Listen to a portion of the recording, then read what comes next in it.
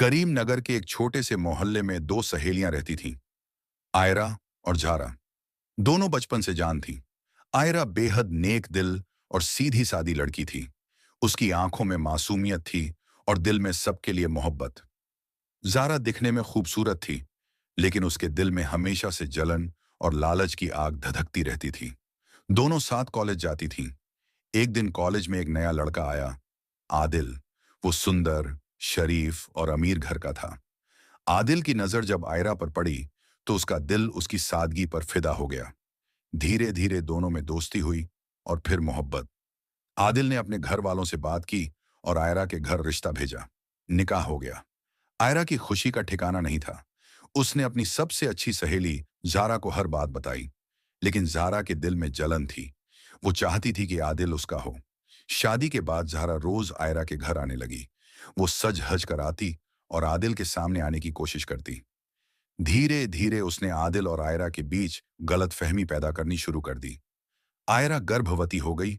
उसकी तबीयत कमजोर रहने लगी। एक रात अचानक उसे तेज दर्द हुआ। आदिल उसे हॉस्पिटल ले गया। डिलीवरी के दौरान बहुत खून बह गया। डॉक्टरों ने बहुत कोशिश की, लेकिन आयरा को नहीं बचा सके। आयरा की मौत से पूरा घर मातम में डूब गया। आदिल बिल्कुल टूट गया। उसकी गोद में एक छोटी सी बेटी थी, जन्नत, लेकिन बीवी खो चुका था। झारा ने यह मौका देखा। वो रोज आदिल के घर आने लगी, बच्ची की देखभाल के बहाने। वो खाना बनाती, घर संभालती। आदिल के घर वालों को लगा कि झारा सच में मदद कर रही है। 6 महीने बाद झारा ने आदिल के सामने अपना प्रपोजल रख दिया। आदिल, जन्नत को मां की जरूरत है और मैं आपसे मोहब्बत करती हूं। आदिल हैरान था, लेकिन उसे बेटी की फिक्र थी। घर वालों ने भी कहा। आखिरकार भारी मन से आदिल ने हां कर दी। आयरा की सहेली जारा अब उसके शौहर की बीवी बन गई थी। शुरू के कुछ महीने जारा बहुत अच्छे से पेश आई, लेकिन धीरे धीरे उसका असली चेहरा सामने आने लगा। वो जन्नत से नफरत करती थी, बच्ची को खाना नहीं देती, मारती पीटती थी। एक दिन आदिल ने देख लिया कि जारा जन्नत को मार रही है। उसे बहुत गुस्सा आया। ज़ारा, ये क्या हरकत है? ज़ारा ने बेशर्मी से जवाब दिया, मैंने तुमसे शादी इस बच्ची की मां बनने के लिए नहीं की। मैं तुम्हें चाहती थी और अब मिल गए हो, बस। आदिल को सारी सच्चाई समझ आ गई। उसने अल्लाह से माफी मांगी। आदिल को अब पूरी सच्चाई समझ आ गई थी। ज़ारा ने सिर्फ और सिर्फ अपनी हवस के लिए उससे शादी की थी। न उसे आयरा की दोस्ती की कोई परवाह थी, न जन्नत की मोहब्बत से कोई मतलब। वो सिर्फ आदिल को पाना चाहती थी और उसने अपना मकसद हासिल कर लिया था। लेकिन अब आदिल के दिल में सिर्फ पछतावा था। वो रात रात भर जागता और आयरा की याद में रोता। या अल्लाह, मैंने अपनी पाक दामन बीवी के साथ कितनी बड़ी बेवफाई की। मैंने उसी की सहेली से शादी कर ली जिसने उसे धोखा दिया। अध्याय 1, जन्नत की तकलीफें। छोटी जन्नत अब 3 साल की हो गई थी। वो बेहद प्यारी और मासूम बच्ची थी, बिल्कुल अपनी अम्मी आयरा जैसी। उसकी आंखों में वही मासूमियत थी, वही नेकी थी, लेकिन झारा उससे सख्त नफरत करती थी। जब भी आदिल ऑफिस जाता, झारा जन्नत को भूखा रखती, उसे कोठरी में बंद कर देती। छोटी जन्नत रोती रहती, अम्मी, अम्मी, लेकिन झारा के कानों पर जूं तक नहीं रेंगती। एक दिन जन्नत ने अपने अब्बू से कहा, अब्बू, मुझे अम्मी की याद आती है। वो अम्मी जिनकी तस्वीर दीवार पर लगी है। वो मुझसे प्यार करती होंगी ना? आदिल की आंखों में आंसू आ गए। उसने बेटी को गले से लगाया। हाँ जान, तुम्हारी असली अम्मी तुमसे बहुत प्यार करती थी। वो जन्नत में हैं और वहां से तुम्हारी दुआ करती है। तो ये अम्मी कौन है? जन्नत ने मासूमियत से पूछा। आदिल के पास कोई जवाब नहीं था। उसने बस बेटी को चूमा और चुप रहा। समय बीतता गया। झारा अब घर की मालकिन बन चुकी थी। उसने धीरे धीरे आदिल के घर वालों को भी अपने खिलाफ कर दिया। वो आदिल के कान भरती रहती। आदिल, तुम्हारी अम्मी मुझे पसंद नहीं करती। वो हमेशा मुझे ताने देती हैं। झारा झूठ बोलती। आदिल को शक होता, लेकिन वो कुछ नहीं कहता। उसका दिल टूट चुका था। वो बस अपनी बेटी के लिए जी रहा था। एक दिन बेगम साहिबा, आदिल की अम्मी, ने जन्नत को रोते हुए देखा। उन्होंने प्यार से पूछा, क्या हुआ मेरी जान? तुम रो क्यों रही हो? जन्नत ने सिसकते हुए कहा, दादी, अम्मी अम्मी ने मुझे मारा। मैंने कुछ नहीं किया था, बस पानी मांगा था। बेगम साहिबा का दिल बैठ गया। उन्हें पहले से ही झारा पर शक था, लेकिन अब उन्हें पूरा यकीन हो गया कि झारा जन्नत के साथ बुरा बर्ताव कर रही है। उन्होंने आदिल को बुलाया और सारी बात बताई। बेटा, ये झारा जन्नत पर जुल्म कर रही है, तुम्हें कुछ करना होगा। आदिल ने गहरी सांस ली। अम्मी, मुझे पता है, मैं बहुत बड़ी गलती कर चुका हूं। मैंने आयरा के साथ बेवफाई की है। अल्लाह मुझे सजा दे रहा है। बेगम साहिबा ने बेटे के सिर पर हाथ रखा। बेटा, अल्लाह बहुत रहम वाला है। तुमने गलती की है, लेकिन तौबा करो और अब इस जालिम औरत से छुटकारा पाओ।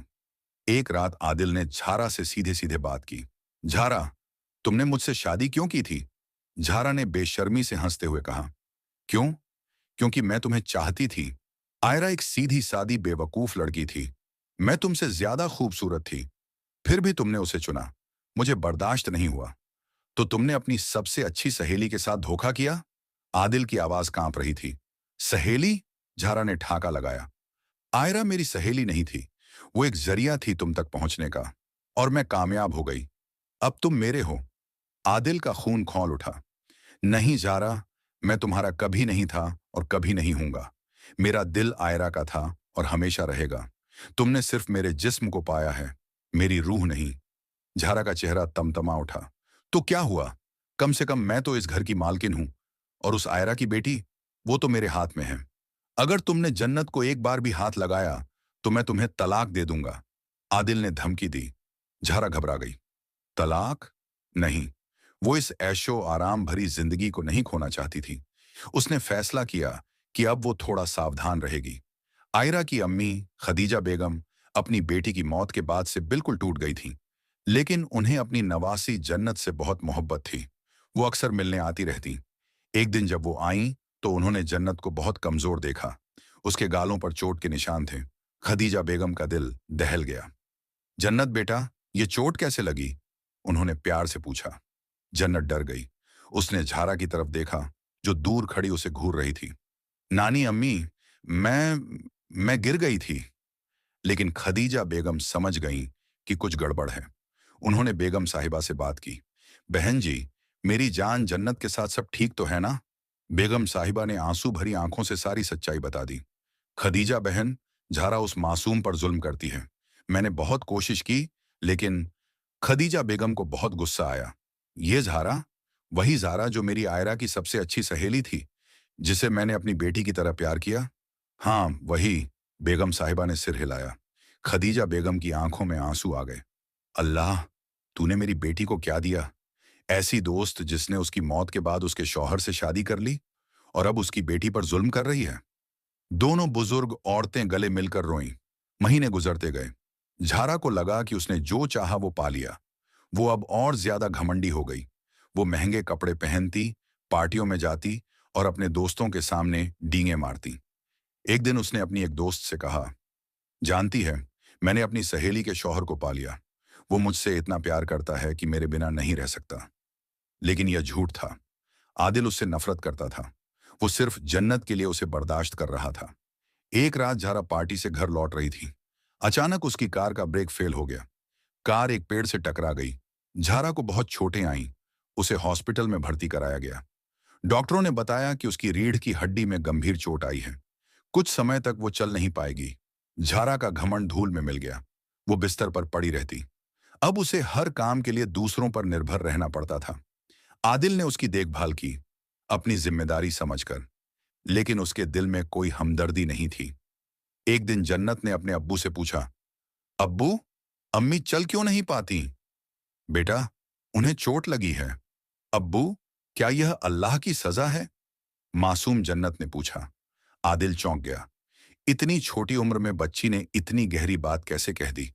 बिस्तर पर पड़े पड़े झारा को अपनी जिंदगी पर सोचने का मौका मिला। उसे आयरा की यादें आने लगीं। वो कैसे हमेशा उसकी मदद करती थी, कैसे उसे बहन मानती थी। एक दिन झारा ने खदीजा बेगम को बुलवाया। जब खदीजा बेगम आईं तो झारा ने उनके हाथ पकड़े। आंटी, मुझे माफ कर दीजिए, मैंने आयरा के साथ बहुत बड़ा गुनाह किया है। खदीजा बेगम की आंखों में आंसू आ गए। झारा, तूने मेरी बेटी के साथ क्या किया? वो तुझे बहन मानती थी। मुझे पता है आंटी, मैं बहुत बुरी हूं। मैंने जलन में आकर सब कुछ बर्बाद कर दिया। अब अल्लाह मुझे सजा दे रहा है। सजा?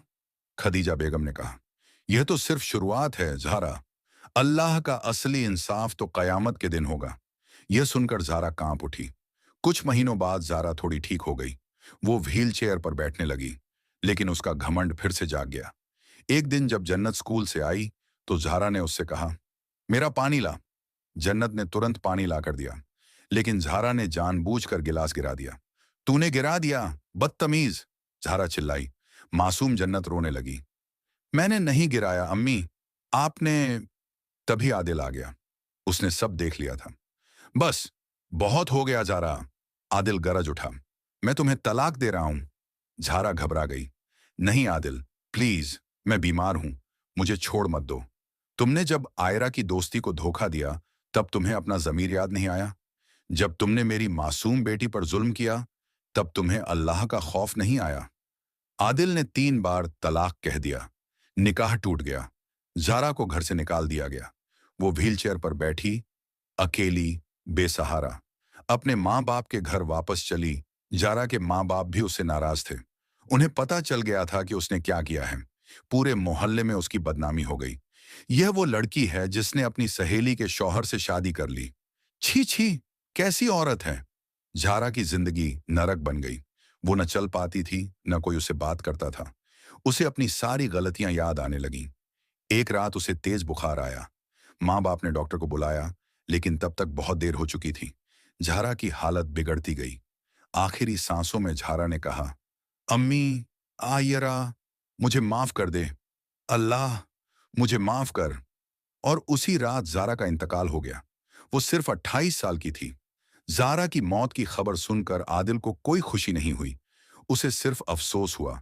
उसने हाजी साहब से कहा, अब्बू, मैंने भी तो गुनाह किया है। मैंने आयरा के साथ बेवफाई की। हाजी साहब ने बेटे के सिर पर हाथ रखा। बेटा, तूने गलती की, लेकिन अब तौबा कर ले।